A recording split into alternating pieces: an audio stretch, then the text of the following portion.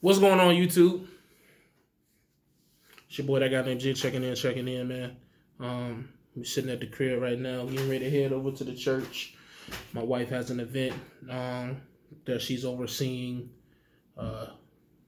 She's like the leader of all the mime ministries and the performing arts and all that. So she has an event where it's gonna be a bunch of different ministries, mime and praise dancing and stuff like that, singing. So I'm gonna go ahead and support her on that. You know, I don't really go to church that heavy, but I definitely try to go. Well, I have tried to start going more, especially to support her. So that's what I'm gonna do here in the next hour, and then we're gonna go from there. And I think I'm gonna rush back home to watch the Final Four. I think it's gonna be Michigan and Auburn in the championship, and I think Michigan State gonna take it. I said Michigan. I meant Michigan State. Anyways, let's get on track. Okay, boom. So I was wrong. This video, I'm gonna try to be as transparent as possible. I always try to be transparent, but sometimes I always contradict myself, man. I think that's because I learn as I go.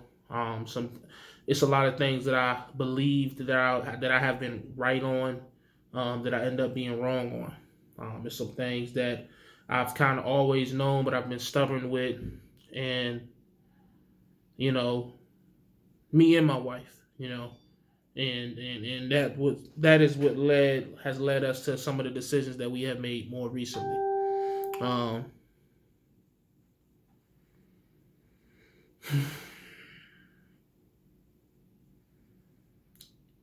In my opinion, for me, in my situation, let me put a disclaimer. This is me talking about my situation, okay?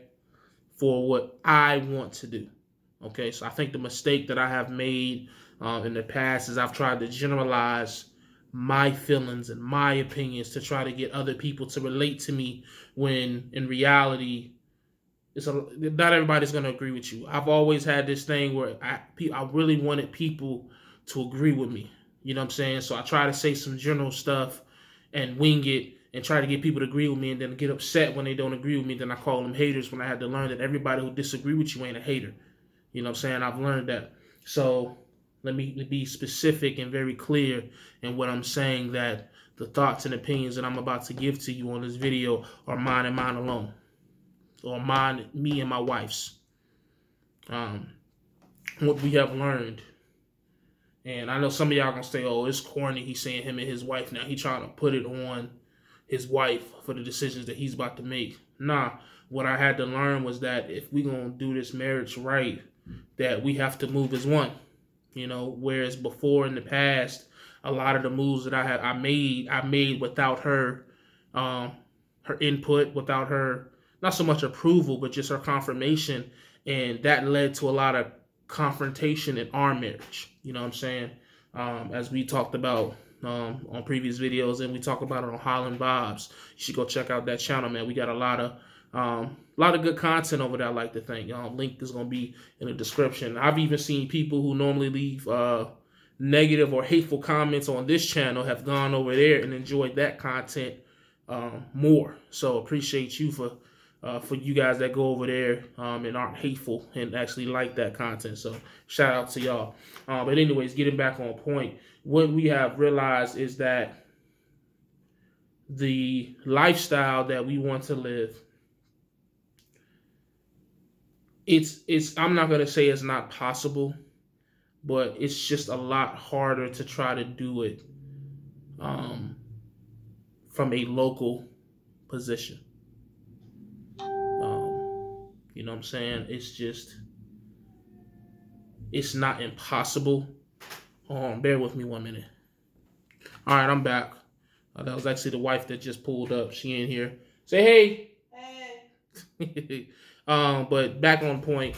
I think I left off somewhere around saying that what me and my wife have realized is that the lifestyle that we want to live is just very hard to do that with me being in a local position.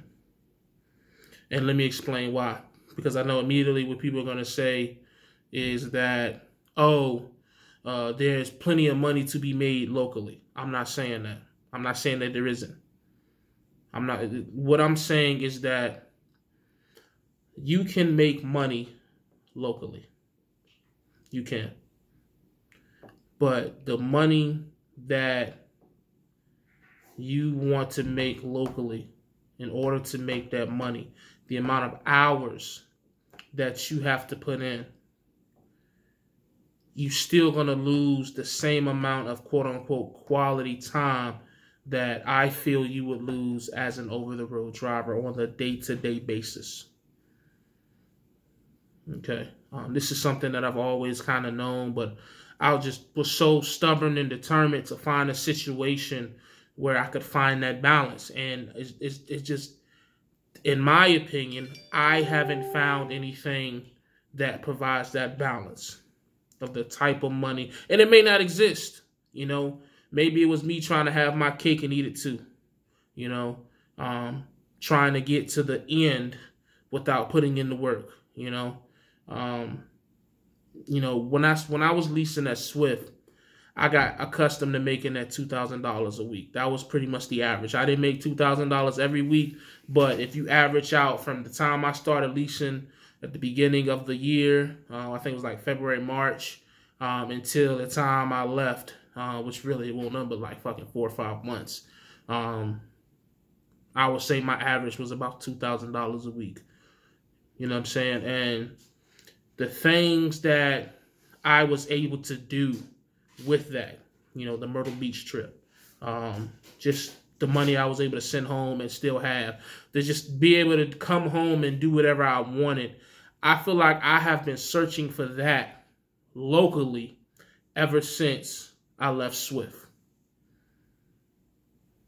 And I feel like ever since I left Swift, that's when this tailspin of a CDL career so far has started really spiraling, because I had hopped around before I got to Swift. I had did the CRST training or school, then I went to Trans Am, then I went to Abilene, then I went to Swift. And I stayed at Swift. That first go around, I stayed at Swift for like damn near a year. And I truly believed that that was my fit. It was my fit. And then I left. You know what I'm saying? And then ever since then, my job hopping got that much worse after I left Swift. I went to Great Wide, went back to Swift, went to Great Wide, went back to Swift, stayed at Swift for another, I want to say like 3-4 months. And then that's when my brother died. And then, you know, that is when I came back home. I came home with rewind. That's when I was supposed to go with D-Raj. But then that fell through. Stevens wouldn't take me. So I came back locally. That was really the first thing because I didn't want to go back to Swift at that point because, you know, where my headspace was. Like, I was willing to make that sacrifice to go under D-Raj because I trusted him. But as far as going back to Swift, it was just like, I don't know. Honestly, I don't know why I didn't go back to Swift. I had already quit them mentally. I don't know. Maybe it's like when you quit a job and you leave, mentally, you just don't even want to go back. You feel like you're going backwards, even though I still end up going backwards. But I don't know. I can't speak to my headspace at that time. I really can't. That was back in January, February, March of 2018. I can't honestly tell you exactly why I did what I did. It was a lot of it, most of it was just impulsive and emotional, if I'm being honest. You know what I'm saying? Went to NBI and stayed at NBI for like 9 months. And I stayed there that long because I was filing exempt, if I'm being honest. I was filing exempt. Therefore, you know, the $1,500 to $1,800 checks that should have been, you know, like $1,100 to $1,400, I wasn't having any taxes coming out of them. So it was more money, and you know, I was closer to that $2,000 a week than I had been consistently anywhere else, locally, that is, up until this point. And then that's when, you know, me and my old lady came upon hard times. We thought we was going to separate. I left there. I went OTR. I went OTR to a position that was referred to me by the dude named Jay Dean, with the thought process that I was going to be an over-the-road 1099 driver making close to $2,000 a week. And what ended up happening was I was still making decent. I think I was making like 12, 13, 14, 15, which is decent. But, you know, every time I've gone somewhere, the number that I've always had in my head was $2,000 take home.